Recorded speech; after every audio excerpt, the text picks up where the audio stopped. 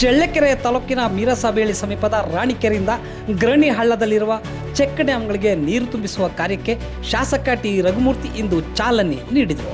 ಈ ಸಂದರ್ಭದಲ್ಲಿ ಮಾತನಾಡಿದ ಅವರು, ಅಮೂಲ್ಯವಾದ ಜೀವಜಲವನ್ನು ಜಾನುವಾರುಗಳು ದಾಹ ನೀಗಿಸಲು ಹಾಗೂ ಅಂತರ್ಜಲ ವೃದ್ಧಿಗಾಗಿ ಸಮರ್ಪಕವಾಗಿ ಬಳಸಿಕೊಳ್ಳಬೇಕು ಎಂದು ಕಿವಿಮಾತು ಹೇಳಿದರು. ತಾಲೂಕಿನಲ್ಲಿ ಮಳೆ ಕೊರತೆಯಿಂದ ಅಂತರ್ಜಲ ಮಟ್ಟ ಕುಸಿದಿದ್ದು, ರಾಣಿಕೆರೆಯಲ್ಲಿರುವ ನೀರನ್ನು 4 ಚೆಕ್ ಡ್ಯಾಂಗಳಿಗೆ ಹರಿಸಿದರೆ ರೈತರ ಕೊಳವೆ ಬಾವಿಗಳಲ್ಲಿ ನೀರಿನ ಮಟ್ಟ ಹೆಚ್ಚಿಸಲು ಸಹಕಾರಿಯಾಗಲಿದೆ ಎಂದು ತಿಳಿಸಿದರು.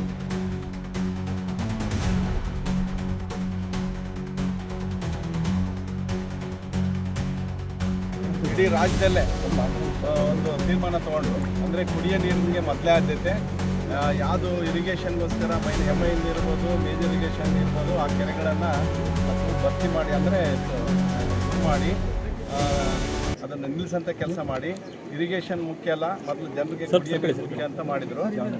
ಅಂತರ್ಜಲ ಅಭಿವೃದ್ಧಿ ಆಗಬೇಕು, ಅಂತರ್ಜಲ ಎಲ್ಲ ಕೆರೆಯಿಂದನೇ ಆಗಬೇಕು, ಮತ್ತು ಕ್ಯಾನಲ್ ಬಿಟ್ಟು ಇರಿಗೇಷನ್ ಮಾಡೋದಕ್ಕೆ ಅದು ಮಾಡಿದರು.